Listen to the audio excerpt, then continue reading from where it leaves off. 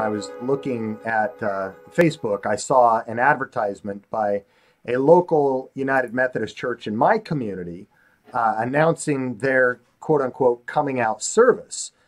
So they were actually holding a church service that was designated the Coming Out Sunday. And on the one hand, this might conjure up certain things in one's imagination. Like I could see some conservative Christians thinking that this is akin to when the Greek Antiochus Epiphanes marched into the Jewish temple by force and sacrificed a pig on the altar, dedicating it to Zeus. It's an abomination. It's a blasphemy about church. On the other hand, one can see some progressive Christians thinking that, well, conservative Christians are like the Westboro Baptist Church, who hang up signs that say, quote unquote, God hates fags, from that jokester group. So is that how divisive it's become, though? Is that how we see each other? Do progressive Christians and conservative Christians view each other in comparison with how they view other social groups the same? Yeah, I would say that the progressive Christian is more offended by the conservative Christians than vice versa. Okay. And I'm not just, it's not just speculation. There's quantitative data indicating as such. Our qualitative data, while you can't generalize it, shows a higher level of disdain from the progressive to the conservative Christians than vice versa. Mm-hmm. And so I think the way to really to look at it, and I think if we start thinking of ourselves as different religions, it's one thing to think, all right, that church is doing an abomination because they're having a coming out service. Yeah. But you stop thinking that church as as part of your particular Christian group, then they're free to do whatever they want to do.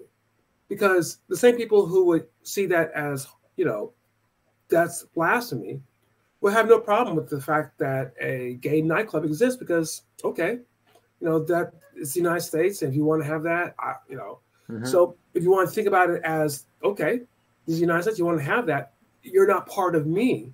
So I think that thinking of ourselves as differently might actually create some level of peace, because now what a group doesn't reflect upon us. And maybe if progressive Christians can finally feel released from having the image of conservative Christians and the things that they don't like what conservative Christians place upon them, they could feel released and not feel as much animosity.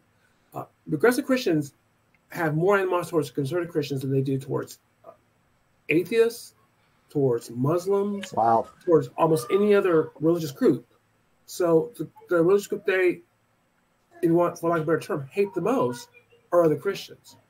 And so, to be free of that, maybe we need to think ourselves as distinctive from each other. And that way, okay, that's what they do. And I can just learn to tolerate that, just like I learned to tolerate Muslims and Buddhists and atheists. And why do you think that's the case? Why do they have so much disdain, the progressive for the conservative? Now, that's an interesting question. There's a couple of theories out there. There's a theory of what they call the black sheep theory, which is we think of out-groups as the groups who hate the most, and that may not be the case. Well, the group may hate the most is someone who's identifies part of our in-group, but is deviant, because they sort of are more threatening to us than the out-group. Now, the out-group, we can say they're wrong, but they're not us. The in-group, they're wrong, and they are us. And so we most love the in-group that's most like us, and most hate the in-group that's not like us. And I think that that's part of it. And I think that they conceptualize conservative Christians as their out-group more so than conservative Christians do the vice versa.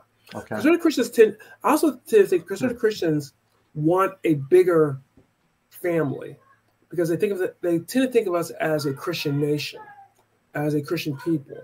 So you want more people that you can identify as Christians in light of thinking of the United States as a Christian nation, as a Christian family. Yeah. Is it is it too late? Some would say it's too late. Is it too late for unity, like Jesus encouraged? Do we pray for that anymore in John 17, or is this like praying for the unity of folks like Billy Graham and John Lennon? I mean, they're that far apart. Yeah. You know, as a Christian, I think you always pray for things that you don't think are going to happen naturally in the natural. I think this will be one of those things that you pray for, and maybe God in his mercy creates a unifying force together. But if you ask me as a sociologist, do I see them coming together? I would have to say no.